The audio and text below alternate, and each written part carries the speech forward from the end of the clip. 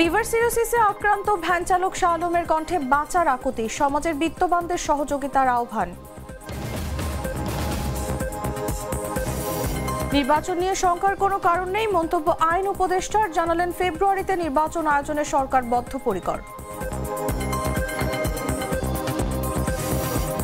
জনগণ জামায়াতকে মনে স্থান দিয়েছে, মন্তব্য মুজিবুর রহমানের। টাঙ্গাইল 1 আসনে বিএনপি প্রার্থীর মনোনয়ন বাতিলের দাবিতে বিক্ষোভ। ভোরের আকাশে কুয়াশার দেখা, শীতের আগমনী বার্তা আরও স্পষ্ট। রাজশাহীতে আজ দেশের সর্বনিম্ন তাপমাত্রা। এবং খুলনায় সরবরাহ বাড়লেও দাম কমছে না সবজির, নিয়মিত বাজার মনিটরিং এর দাবি ক্রেতাদের।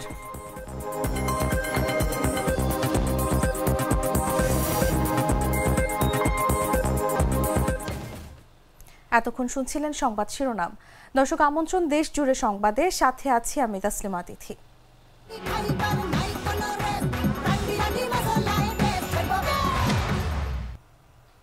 চলে যাচ্ছি পুরো খবরে। লিভার সিরোসিসে আক্রান্ত সত্তরোর্ধ্ব ভ্যান চালক শাহ আলম মুন্সি। অর্থাভাবে বন্ধ হয়ে গেছে তার চিকিৎসা। অসুস্থ শরীর নিয়েই এখনো ভ্যান চালান তিনি সংসার চালানোর জন্য। সরকার ও সমাজের বিত্তবানদের সহযোগিতায় চিকিৎসা পেলে হয়তো আবারও ফিরে পেতেন স্বাভাবিক জীবন। বিস্তারিত জাগো ডেস্ক রিপোর্টে। ভুগছেন লিভার সিরোসিসে, একটি কঠিন ও ব্যয়বহুল রোগে। অসুস্থ শরীর, ফোলা পেট নিয়েও প্রতিদিন ভ্যান নিয়ে বের হয় জীবিকার টানে। শরীয়তপুরের জাজিরা উপজেলার বড় গোপালপুর ইউনিয়নের চৌকিদার কান্দি এলাকার বাসিন্দা ভ্যান চালক শাহ আলম মুন্সি। স্ত্রী শিরিন বেগম ও এক ছেলেকে নিয়ে ছোট্ট ঘরে বসবাস তার। চিকিৎসার খরচ জোগাতে বিক্রি করেছেন স্ত্রীর গহনা, এমনকি বাড়ির হাঁস মুরগিও। চাইলেন সকলের সহযোগিতা। তো ওষুধ আনতে আসি, ডেলি ওষুধ আনতে আসি। ওষুধ সপ্তাহে এখনো 1000 টাকার উপরে ওষুধ লাগে ডেলি খাইতে। ওষুধ ডেলি খাইতে আসছি, এরকম চালাইতে পারি না। ওই সময় তো একটু বাজারে যাই, সদা টদায় আনতে যাই, ওই গুলা দিয়ে পড়ি। এটা জাকি লাগলে ব্যথা করে যে। 3 বছর ধরে চলছে এই জীবনযুদ্ধ। একসময় পাইলস রোগ ধরা পড়লেও পরে জানা যায় তিনি লিভার সিরোসিসে আক্রান্ত। চিকিৎসা কিছুদিন চললেও অর্থের অভাবে এখন তা বন্ধ। আমার এই যে যা আসলো সোনা গয়না সব বিক্রি করিয়া কিছু নেই, এখন আছে খালি বাড়ির মারুরু আর গড় এছাড়া আমার আর কোনো কিছু নেই। আর টাকার মতো লুটিয়ে গড় খাসি বলছি যা আসলো, যে হেনে যা আসলো টাকটুক সব দিছি। মাইয়া আসলো, হে মাইয়ারও স্বামীর ঘর করে, হে একসাথে খায়, হে মাইয়ারও কিছু টাকা স্বামী দিলে হেয়াও দেয়, হেয়াও এখন দিতে পারে না, এ করতে পারে না। এখন আমার হয়ে গেছে, কারণ আমি কোনো রায় কোন কিনা দেখি না। প্রতিবেশীরাও বলছেন শাহ আলমের চিকিৎসা না হলে তিনি হয়তো আর বেশি দিন টিকবেন না। বাঁচাতে প্রয়োজন সরকার সহযোগিতা। আলম মুন্সি গরিব মানুষ, অনেক অসহায়, কিচ্ছু নাই বুঝছেন। ওনার সরকার যদি কিছু সাহায্য করতো, পেটের অনেক অবস্থা খারাপ, পেট ফুলে গেছে, এখন পানি আইছে পেটে, এখন ভ্যানও চালাইতে পারে না, আর ডাক্তার দেখাইতে পারে না।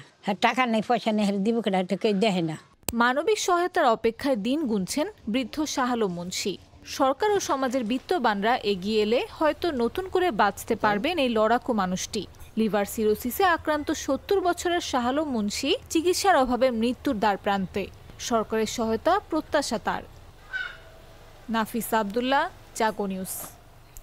জাতীয় সংসদ নির্বাচন নিয়ে শঙ্কার কোনো কারণ নেই বলে মন্তব্য করেছেন আইন, বিচার ও সংসদ বিষয়ক উপদেষ্টা আসিফ নজরুল।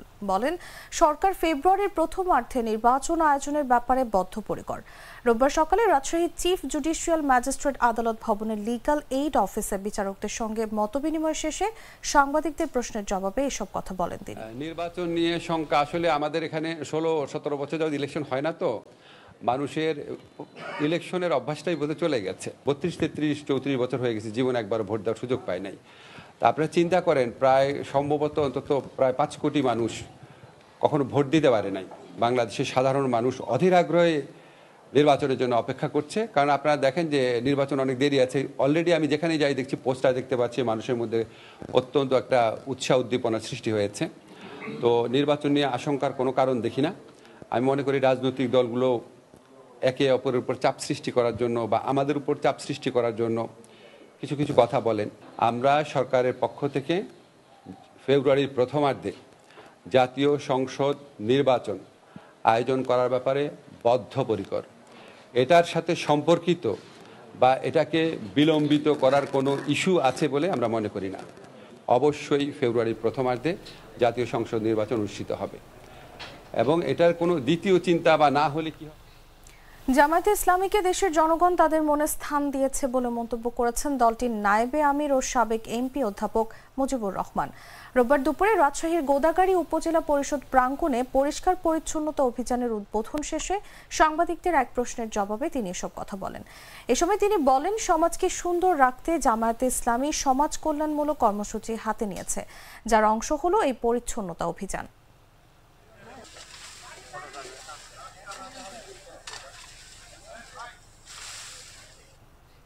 টাঙ্গাইল ১ আসনের সদ্য ঘোষিত স্বপন ফকিরের মনোনয়ন বাতিলের দাবিতে বিক্ষোভ মিছিল অনুষ্ঠিত হয়েছে। শনিবার সন্ধ্যায় মনোনয়ন প্রত্যাশী কেন্দ্রীয় বিএনপি নির্বাহী কমিটির সদস্য মোহাম্মদ আলীর নেতৃত্বে নিজ অফিসের সামনে থেকে মিছিল বের হয়। মিছিলটি শহরের বিভিন্ন সড়ক প্রদক্ষিণ করে মোহাম্মদ আলীর অফিসের সামনে এসে শেষ হয়। এ সময় বিএনপির ভারপ্রাপ্ত চেয়ারম্যান তারেক রহমানের ঘোষিত রাষ্ট্র কাঠামো মেরামতের ৩১ দফা বাস্তবায়ন এবং জনসম্পৃক্ততা বৃদ্ধির জন্য লিফলেট বিতরণ করা হয়। এ সময় কেন্দ্রীয় বিএনপির নির্বাহী কমিটির সদস্য মোহাম্মদ আলী, উপজেলা বিএনপির সাবেক সহসভাপতি জয়নাল আবেদিন বাবলু, বিএনপির নেতা আনোয়ার হোসেন প্রমুখ বক্তব্য রাখেন।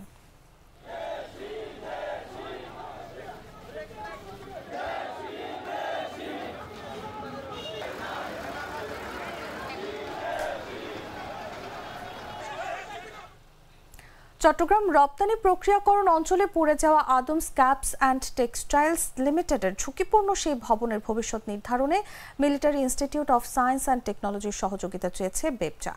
অগ্নিকাণ্ডের ঘটনায় উদ্ধার হওয়া কাপড়সহ নানান কাঁচামালের নিরাপত্তা নিয়েও বিপাকে পড়েছে কারখানাটি। এরই মধ্যে ভাড়ায় নেওয়া শতাধিক কভার্ড ভ্যানকে অস্থায়ী গুদাম বানিয়েছে প্রতিষ্ঠানটি। পাশাপাশি অগ্নি দুর্ঘটনার পর কারখানাটি লে অফ ঘোষণা করলেও শ্রমিকদের বেতন ভাতা নিয়মিত চালু রেখেছে প্রতিষ্ঠানটি। তবে কভার্ড ভ্যানকে অস্থায়ী গুদাম বানানোর বিষয়টি অস্বীকার করেছে কারখানা কর্তৃপক্ষ। কারখানার পণ্য কভার্ড ভ্যানে রাখার বিষয়ে নির্বাহী পরিচালক বলেন, ওখানে একই মালিকের আরও একটি কারখানা রয়েছে যেটির ভবন ক্ষতিগ্রস্ত হয়নি। কভার্ড ভ্যানে রাখা মালামালগুলো ওই ভবনের গোডাউনে নেওয়া যায় কিনা সে বিষয়ে কারখানা কর্তৃপক্ষের সঙ্গে আলোচনা করা হবে। তবে কারখানার লে অফকালীন শ্রমিক কর্মচারীদের নিয়মিত বেতন ভাতা দেওয়া হচ্ছে বলে জানান তিনি। জানার পরে এই মালগুলি তুলতে পারছে না, কন্টেনার থেকে মাল আনলোড করে এগুলি কভার ভ্যানে লাগছে। আচ্ছা, বুঝছেন? প্রায় 17 করে গাড়ি আছে এখানে এই মালিকের। তাহলে এগুলি মনে করে এগুলি মালিকের সব লস। এগুলি মনে করে এক মালিকের বড় গাড়ি মনে করে কারণ তারা আমাদেরকে গাড়ি আরো ব্যাটারি জ্বলছে পর্যন্ত লাগাইছে। গ্লিটারের টুইন লেমন ও অ্যান্টিব্যাকটেরিয়াল ফর্মুলা বাসনকে চকচকে জীবাণুমুক্ত করে আমাদের দেয় গ্লিটার গ্যারান্টি।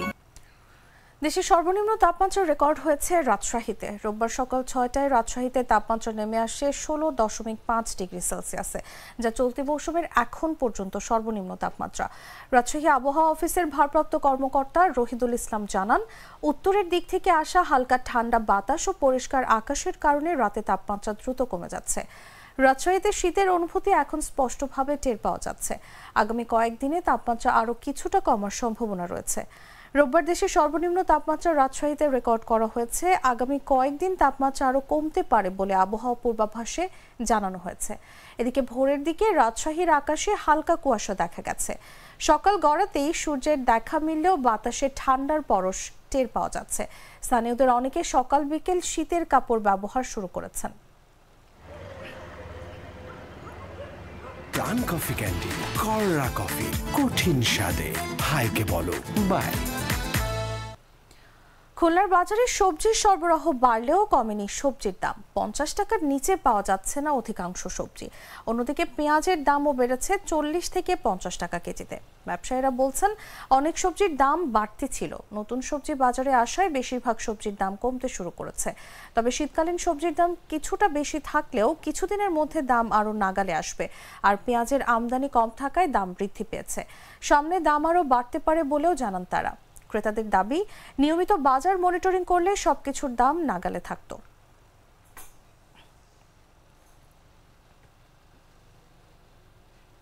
দর্শক, সংবাদ শেষ করার আগে শিরোনামগুলো জানিয়ে দিচ্ছি আরো একবার।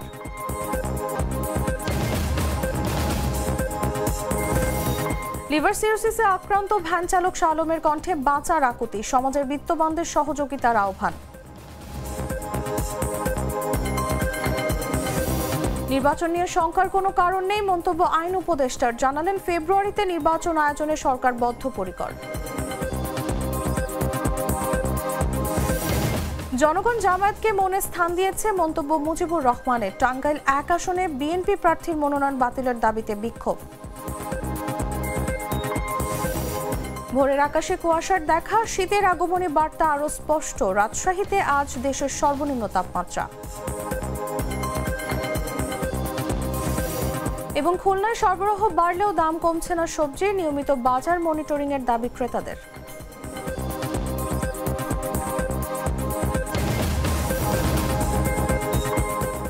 দর্শক, এই ছিল দেশ জুড়ে সংবাদে। এরপর দেখবেন সন্ধ্যা 7টার নিউজ।